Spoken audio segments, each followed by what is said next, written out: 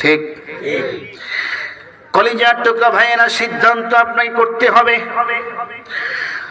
জন্মের পরে আজান হয়ে গেল, ইকামত হয়ে গেল, ওই আজানের ভিতরে একটা হিকমত আছে, ইকামতের ভিতরে একটা হিকমত রয়েছে। কি জানেন?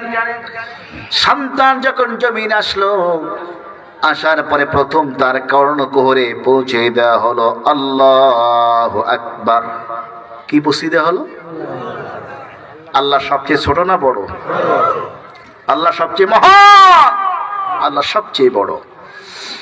আপনি আজান দিয়ে আল্লাহর পরিচয় তার কানে পৌঁছে দিলেন। বান্দারে, সন্তান জমিন এসেছ, তোমাকে নানান রকম ডিস্টার্ব করবে, নানান রকম তোমাকে ক্ষতি করার চেষ্টা করবে। তুমি মনে রাখবে যে শব্দটা তুমি প্রথম শুনলে আল্লাহ বড়, এই প্রথম শব্দটা